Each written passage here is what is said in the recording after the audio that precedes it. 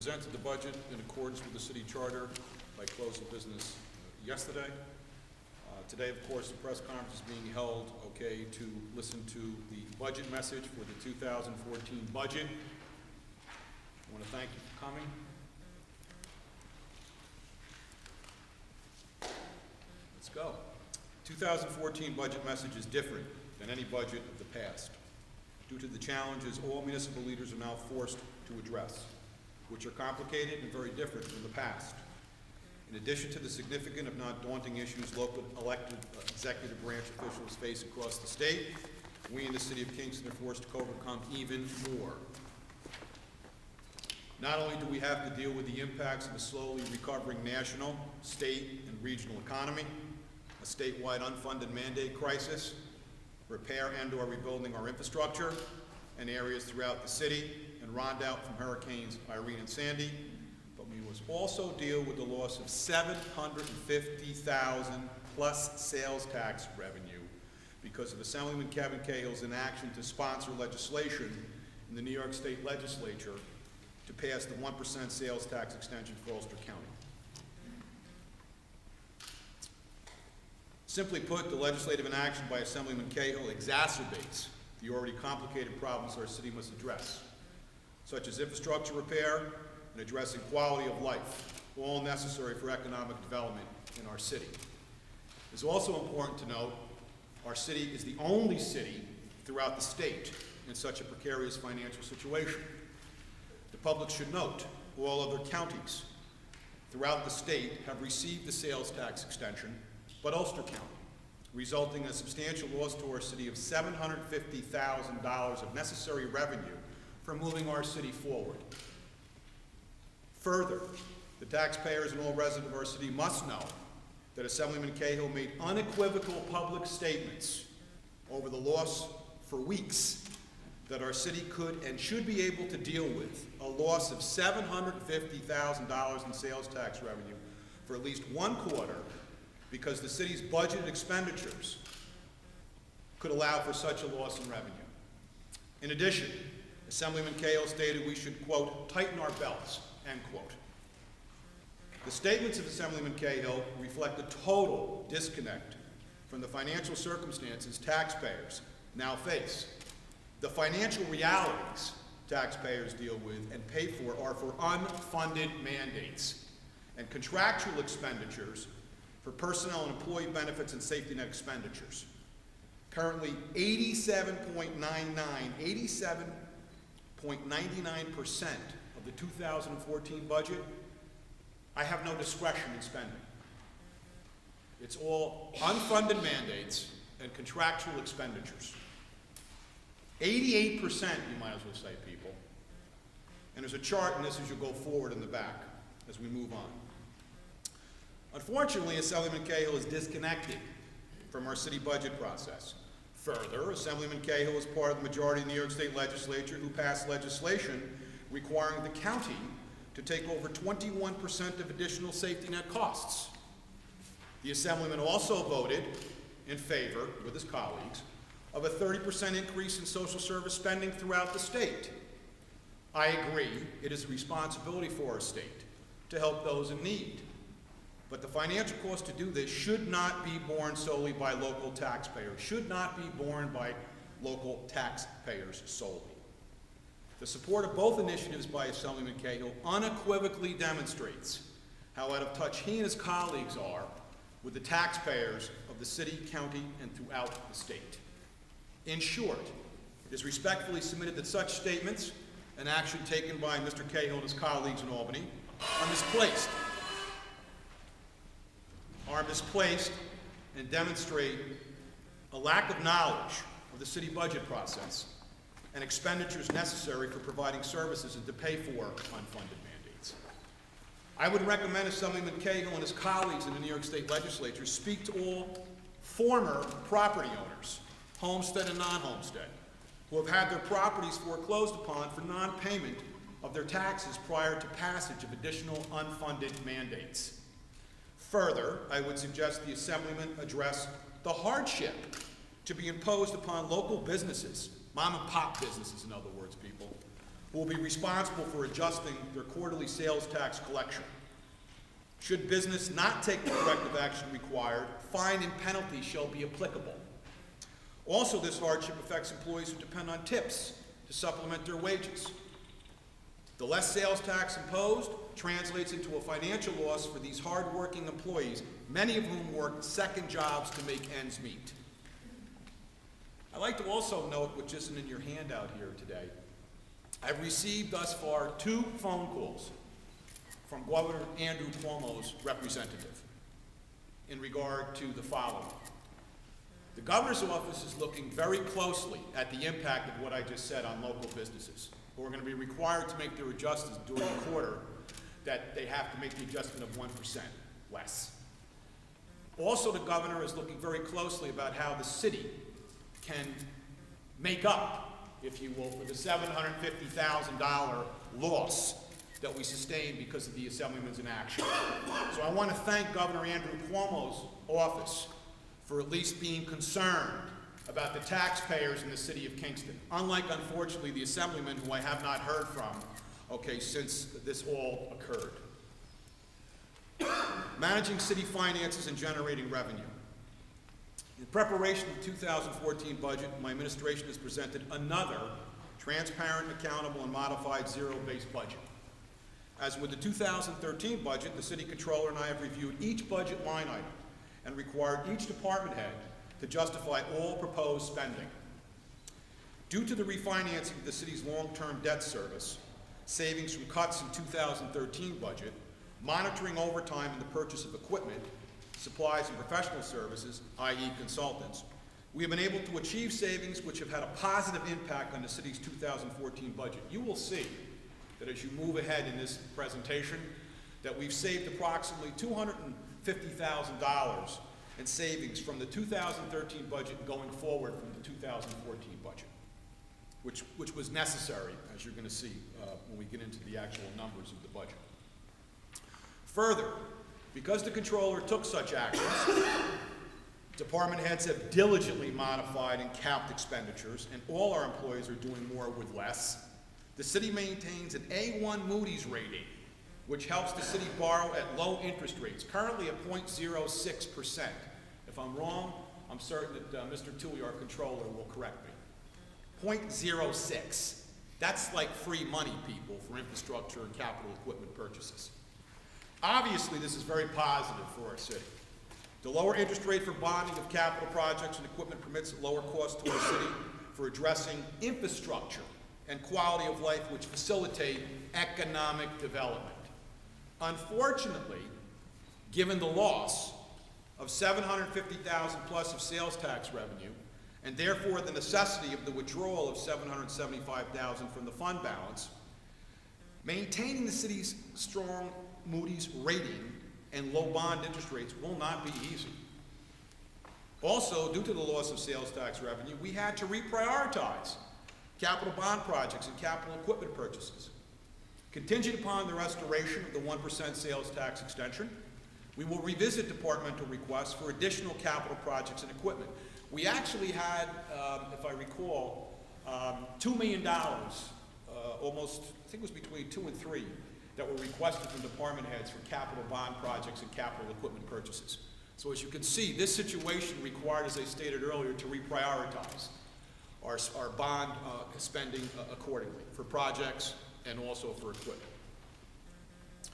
To ensure our financial standing and achieve savings of tax dollars, I want to assure the taxpayers of our city, my administration shall continue to monitor any and all expenditures, review and take advantage of any opportunity we have to continue, if possible, to refinance our long-term debt service, where feasible, consolidate city agencies like we did, for instance, with the registrar. As you'll see, it's a savings going forward of, I believe, $50,000. And consolidate services with neighboring towns, such as the town of Ulster and with the county of Ulster, for example, tourism and the 911 emergency dispatch. And further the restructuring of our city government to be more transparent and accountable, as an example, time and attendance policy that's been implemented to prevent fraud and waste of expenditures. To achieve financial stability, We must have cooperation from our union representatives and our public employees. I am very proud to say our city employees are performing or doing more with less personnel and resources, and I thank them. Despite this fact, our employees are contributing to improving the quality of life of our city, which has had a substantial effect on our city's economic development. Once again, thank you to all the department heads, their personnel. Thank you to the employees. I could not do it without all of you, and I mean that sincerely. Thank you very much. However, to reiterate, we must have cooperation with the union so as to negotiate fair contracts that not only benefits our employees, but also which recognize the cost associated with the existing collective bargaining agreements that cannot be financially sustained, cannot be financially sustained.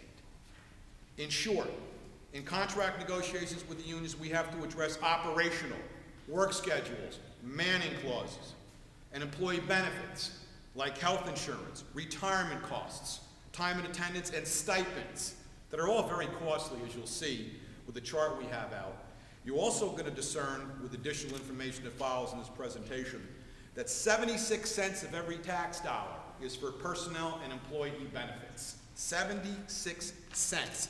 Remember I alluded to earlier, 88% of the budget, there is no discretion in spending. Unfunded mandates and contractual expenditures make up 88% of our city budget. Should we not work together to address these contract negotiations matters, the city will continue to be placed in a very precarious financial situation. Given all this, though, aside, I am very proud to say that in the last 2 years, our city is moving forward. I received positive feedback from our residents, our business and professionals, as well as newcomers and tourists, that we have a great city. This is so because of the partnership my administration has fostered with all taxpayers: residents, business and professionals, clergy, veterans, seniors, not-for-profits, the County of Ulster, and other local governments.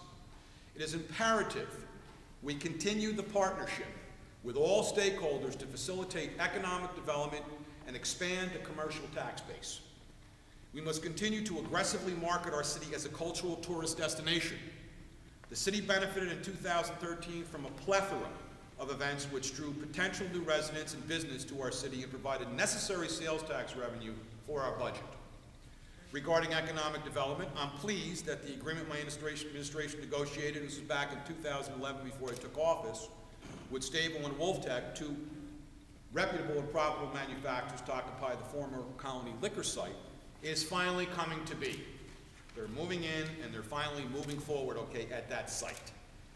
The two manufacturers noted shall provide between 100 and 150 good-paying jobs with benefits and add to the city commercial tax base and generate additional sales tax revenue. This partnership has given our city the capacity to address quality of life, promote cultural tourism, and to continue infrastructure repair, all of which help to facilitate economic development. The partnership has assisted with attracting individuals, artists, families, business, and many classes of professionals who are moving into our city to live, work, and do business.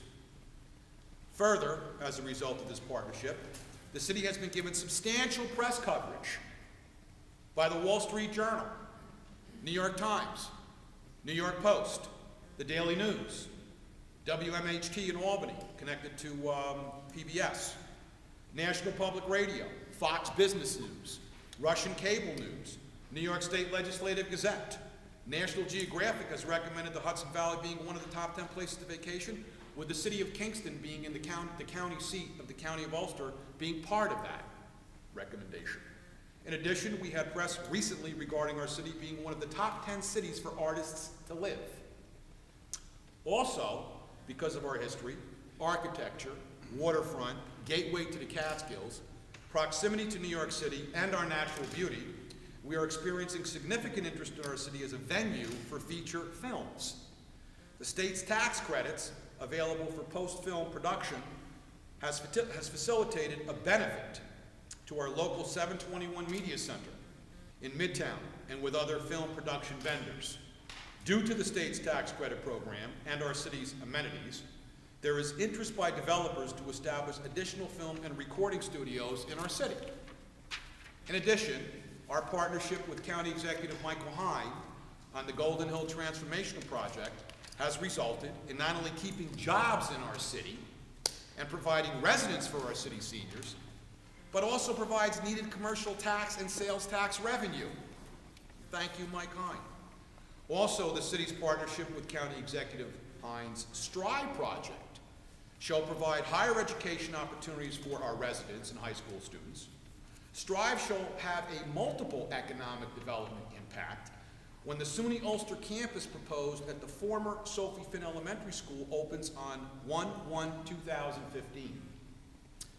Other economic development initiatives pursued in 2013 by my administration are the AVR project, the 1 Mile Walkway project scheduled to break ground in spring 2014 that will connect North Street to the town of East Kingston in the town of Ulster, which is used as a catalyst to stimulate interest in that proposed 1,500 unit project, which I believe would generate $10 million for the 3 taxing authorities, 2,200 jobs, and expand our city and neighborhood by the tune of 4,000 new residents.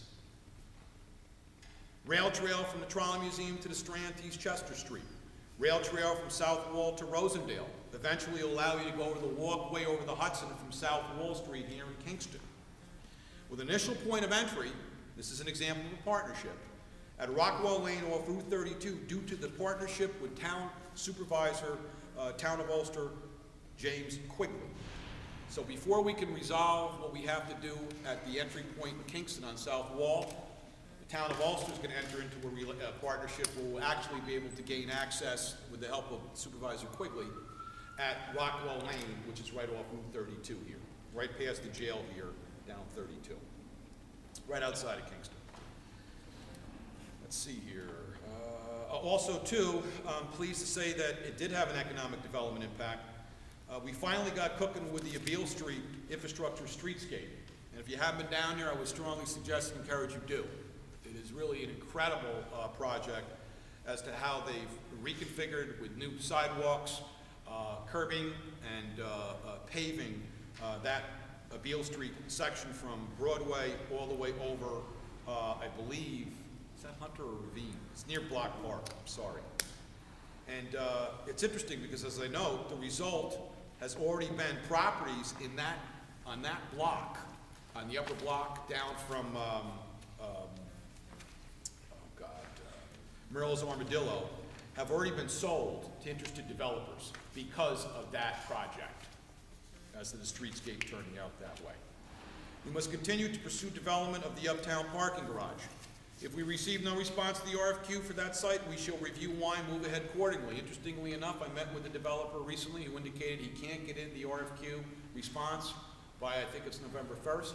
Suffice to say, okay, we've got some ideas that we're going to review. As I stated, if in fact we don't get the response that we're looking for, in fact, we'll review same and move ahead accordingly with prospective developers.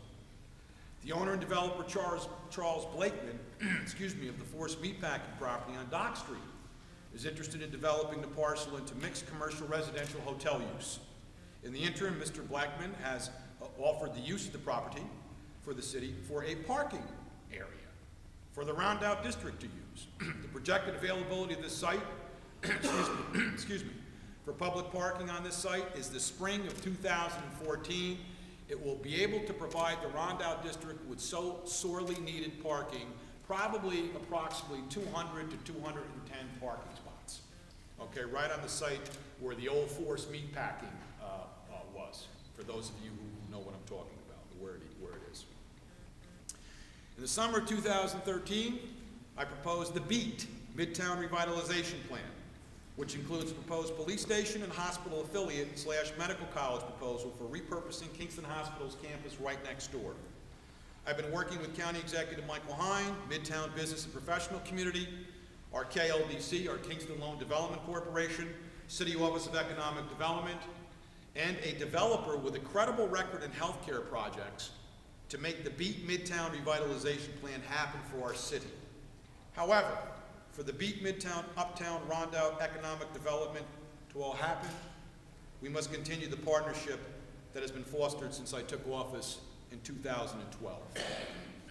To accomplish our economic development for our city, my administration is seeking funding from CFA, federal, and state foundations. The city shall also provide tax incentives, KLDC loans, matching grants, and CDBG funds for mixed use, commercial, residential, hotel, educational, recreational, technology, and healthcare projects throughout our city. Those are all the funding sources we'll be seeking for those efforts, those economic development initiatives. As we move forward, I will provide to the public information regarding how the city shall implement the economic development initiatives noted in this budget message. For instance, I'm in the process right now of putting together the framework for purposes of this fall for implementing the BEAT, so that we can really devote our efforts next year, okay, in trying to facilitate funding and to accomplish, okay, that ambitious proposal. I look forward to a cooperative partnership with all our stakeholders, and to the City Council, looking forward to that, working with the City Council to continue to move the city forward in 2014. 2014 budget, the discussion to follow shall highlight the major aspects of the budget and recommendations for the City of Kingston's prospective budget and our city's well-being. Now, you should have, I believe, a series of pages which are going to have all those key budget items on it. So for those of you who are following in the media, the rubric or heading above should be 2014 budget items / key items, which will then go into everything from the tax levy to the assessed value, etc. So briefly, our 2014 city tax levy has increased from 2013, which will be 2.82%. The 2014 city tax levy, as you read, is within the 2% New York State tax cap limit. Homestead properties, on average, will pay 2.87 more in City of Kingston in 2014. For example, a $150,000 homestead property on average will pay $32.83 more in city taxes in 2014. At the end, you'll see, I have put together, John Toohey's help with Dan Baker, our city assessor, basically models of homestead and non-homestead that start at the $100,000 increment, I believe, that go all the way up to $500,000. So the public will be able to see, okay, what that translates in terms of what they're actually going to have to pay next year, okay, for taxes. So it's 2.87 more for homestead. Non-homestead, on average, properties will pay 2.77% more in 2014. Again, same information will be on those charts, okay, that follow, okay, with this presentation. The assessed value section. Our total assessed value, or TAV as it's commonly known by the assessor and the controller, has declined 6.45%. If you notice the numbers, 1.5 billion to 1.4 billion, that means, people, that our assessed value of property has declined by $100 million. I think since 07 or 08 or thereabouts, if I'm not mistaken.